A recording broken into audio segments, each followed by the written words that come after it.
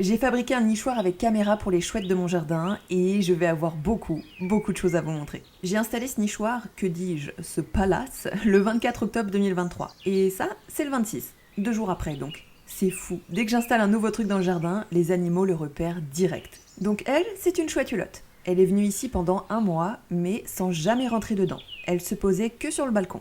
Oui, parce que je leur ai fait une petite terrasse. Et puis, plus aucune visite pendant 3 mois. Enfin, presque.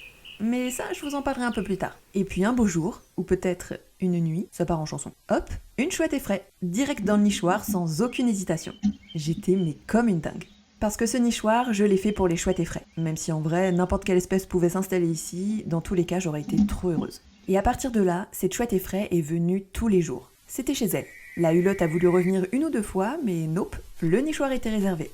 Non mais regardez-moi cette beauté. Oh, je voulais pas m'attacher, mais je l'ai aimé au premier regard. Si j'ai fabriqué ce nichoir, c'est parce qu'il y a une grosse crise du logement chez la chouette effraie. Cette espèce niche dans des trous d'arbres ou des habitations peu fréquentées comme des granges, des combles ou des clochers. Sauf que les clochers sont souvent grillagés pour exclure les pigeons, et dans nos logements, on bouche les trous des greniers et des combles pour éviter les pertes de chaleur. Et les arbres assez gros pour accueillir des chouettes, il y en a plus beaucoup. La chouette effraie a besoin de rentrer dans des trous, mais les trous se font rares. Les sites de nidification disparaissent et les populations d'effraie diminuent. Pas mal d'associations environnementales posent des nichoirs un peu partout en France, et ça fonctionne plutôt bien. Mais attention, on ne fait pas ça n'importe comment et au détriment d'autres espèces qui vivent dans le coin. Je vous donnerai tous mes conseils dans une prochaine vidéo. En attendant, je vous conseille fortement de vous abonner pour ne pas rater la suite, parce que ma petite chouette effraie va vivre une sacrée aventure.